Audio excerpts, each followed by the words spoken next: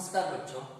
पिछले तासिका को हमने जो पाठ पढ़ने के लिए शुरुआत की है, इसमें उसका नाम है जहां वह चाह यहाँ राह, यानी कि यह अनुराग मोहिनी जी ने यह कहानी अच्छी तरह से लिखी है। बच्चों की कहानी है और स्कूल की कहानी है।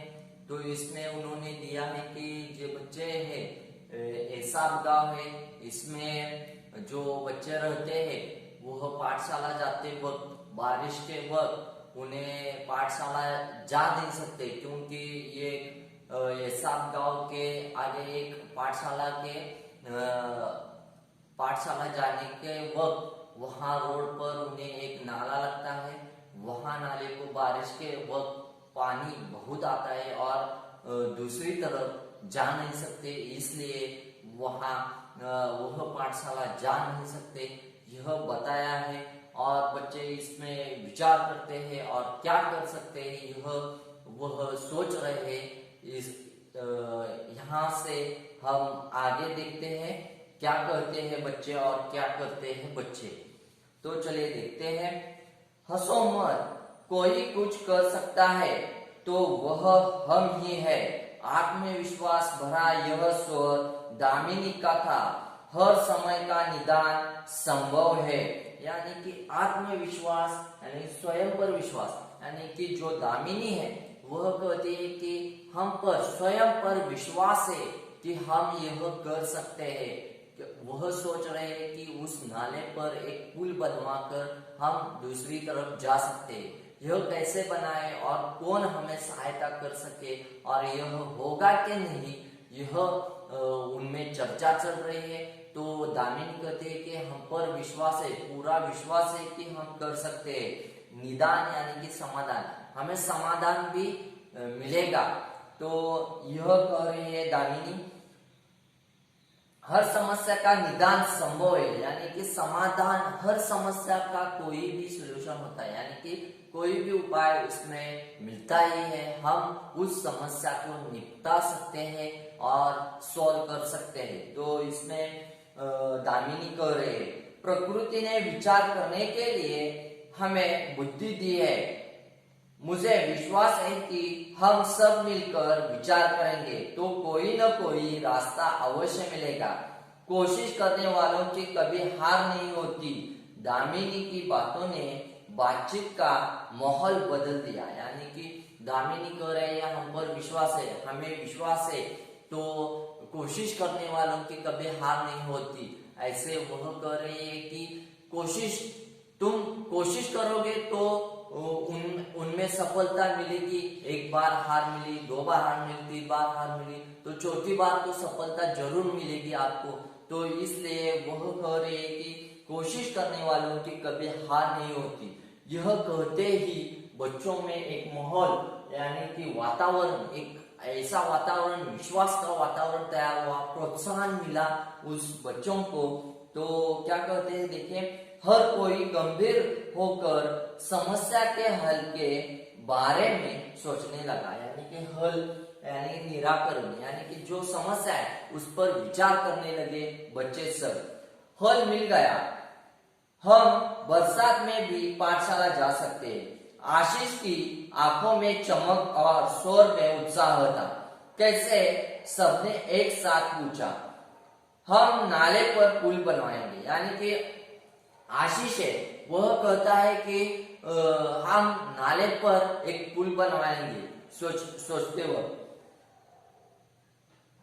पुल, मित्रों के स्वर में आश्चर्य को भागकर आशीष ने आत्मविश्वास पूर्वक उत्तर देते हुए कहा, हाँ पुल, यानी कि भागकर यानी कि अंदाज लगाकर, यानी कि जो बच्चे 6-7 बच्चे बैठे वह विचार कर रहे हैं हम पाठशाला नहीं जा सकते तो हम क्या कर सकते। तो अब आशीष कहता है कि दामिनी ने तो कहा है कि कोशिश करने वालों की कभी हार नहीं होती। तो ऐसा ही आशीष कह रहा है कि हम उस नाले पर एक पुल बनवाएंगे। तो वह भागकर आशीष ने आत्मविश्वास पूर्वक उत्तर देते हुए कहा, हाँ पुल।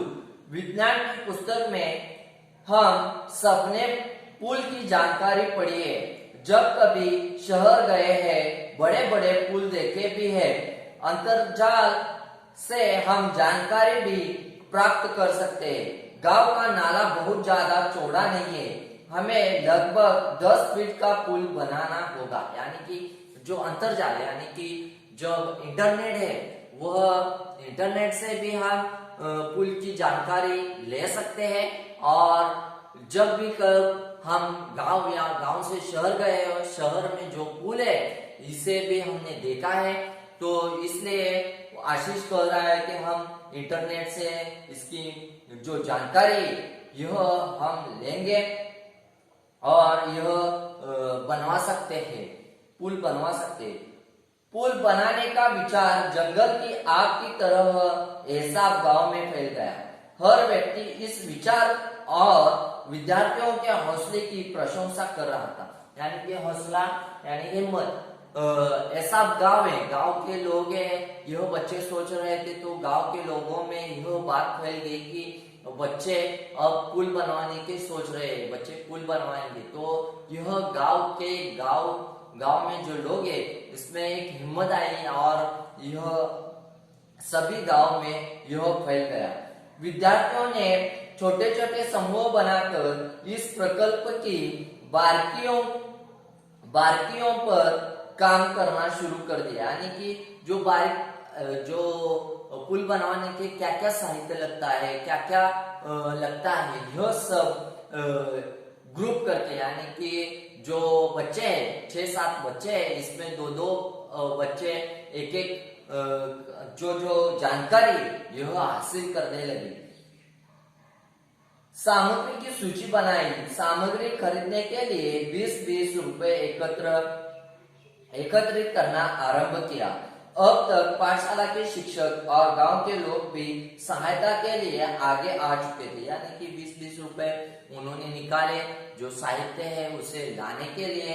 और इसके यह समझते ही पाठशाला के शिक्षक और जो लोग हैं, गांव के लोग हैं, यह भी विद्यार्थियों को सहायता करने के लिए आगे आए।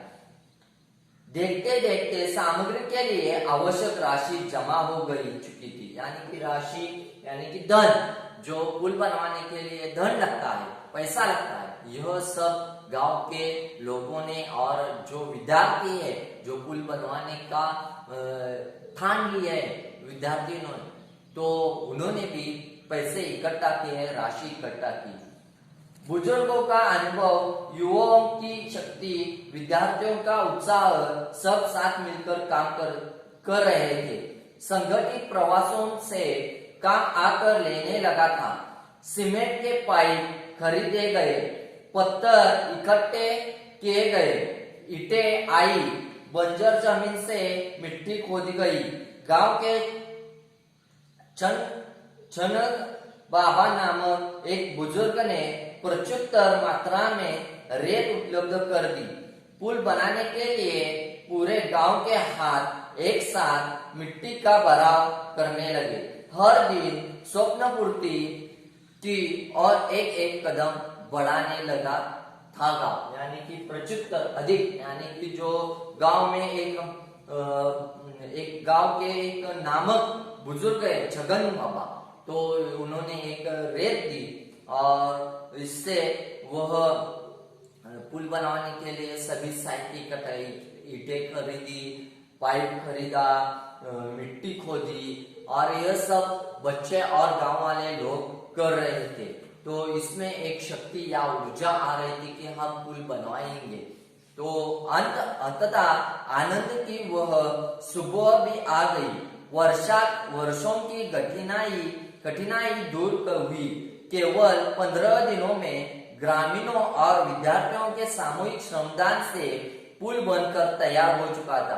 पूरे गांव के लिए यह अद्भुत उपलब्धि थी। सभी ने एकता, संगठन और श्रमदान का महत्व भी समझाया था। यानी कि 15 दिन में लोगों के श्रमदान से और बच्चों के उत्साह या बच्चों के प्रेरणा से उन्होंने 15 दिन में उस नाले पर एक पुल बनवाया। बरसात में इस बार भी नाले में पानी भरा था, पर विद्यार्थी हंसते खेलते पुल से पाठशाला की राह जाने लगे। पुल भी विद्यार्थियों के हौसले को दाद देता, मानो मन ही मन कर रहा था जहां चाह वहां राह। जुई ने अपने बड़े भाई की सहायता से पुल के उद्घाटन का वृत्तांत बनाया और संगणक की सहायता से शिक्षा निरीक्षक के सामने प्रस्तुत किया। यानी कि जो पुल है वह बनवाया, लोगों ने बनवाया, और पिछली पुल बनवाने के बाद बारिश का महीना आया था, तो उन्होंने जो पुल है उस पर से वह पाठशाला हर रोज जाते थे, बारिश के दिन भी पाठशाला जाते थे। विद्यार्थियों में हौसला, एक आत्मविश्वास था, और वह आत्मविश्वास से वहां जाते थे। वहां मन ही मन लगता था कि जहां चाह है वहां राह है, यानी कि जहां हमारा हौसला है वहां कोई भी समस्या हो वहां वह समस्या का निपटारा हम कर सकते हैं। तो यहाँ उन्होंने अच्छी तरह से बताया है, और जुई है उन्होंने यह पुल का उद्घाटन भी वृत्तांत किया, और उद्घाटन के लिए जो बड़े भाई है इनकी सहायता से पुल के उद्घाटन का वृत्तांत बनाया और संगणक की सहायता से शिक्षा निरीक्षक के सामने प्रस्तुत किया। यानी कि शिक्षा निरीक्षक है जो होते उन्होंने दिया, और इसका उद्घाटन उन्हीं के साथ किया गया। तो यहाँ उन्होंने अनुराधा मोहिनी जी ने अच्छी तरह से यहाँ कहानी लिखी है, और यहाँ कहानी खत्म होती है। तो इसमें क्या दिया है कि बच्चों का हौसला, जो भी समस्या हो, जो भी कठिनाइयां हो, घर में हो या आपको हो, परीक्षा में अच्छे मार्क्स ना मिले तो भी वो हौसला चाहिए, आत्मविश्वास चाहिए। मुझे कम है ना, आज कम मिले, कल पिछले या अगले परीक्षा में हमें अच्छे गुण मिलेंगे, तो हौसला चाहिए या आत्मविश्वास, हम पर आत्मविश्वास चाहिए, तब भी जो भी समस्या हो हम इसे निपटा सकते हैं।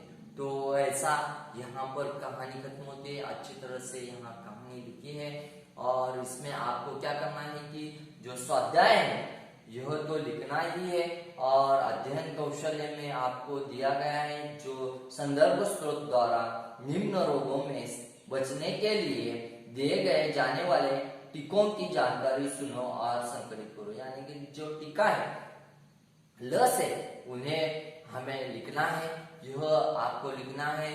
और खोज बीज में देखे भारतीय सेना संबंधी जानकारी ढूंढो और लिखो। विभाग, पद, वेशभूषा, कार्य, यानी कि भारतीय सेना में कौन कौन से है, बीएसएफ है, आर्मी है, एयरफोर्स है, नौदल है, इसके जो माहिती है यानी की जो जानकारी यह नेट से आपको लिखनी आहे. म्हणजे यामध्ये ज्या आर्मीची माहिती त्यामध्ये कोण त्याचं प्रमुख असतं, एअरफोर्स मध्ये कोण प्रमुख असतं, त्यानंतर त्यांची वेशभूषा कशी असते म्हणजे ड्रेस कोणता असतो, कलर कोणता असतो, काय असतं, त्यानंतर कार्य त्यांचं काय आहे, आर्मीचं कार्य काय आहे, एअरफोर्सचं कार्य काय आहे, हे पूर्ण तुम्ही लिहायचं आहे. त्यानंतर स्वाध्याय तर सोडवायचाच आहे, अध्ययन कौशल्य सोडवायचं आहे. भाषा की और यानी कि इसमें जो उद्देश्य और विधेयक है हमने वाक्य व्याकरण में देखा है, यह भी व्याकरण में आपको लिखना है. और यहाँ यह सब कुछ आपको लिखकर उसका फोटो व्हाट्सएप ग्रुप पर भेजना है. तो आज हम यहाँ पर रुकते हैं. धन्यवाद.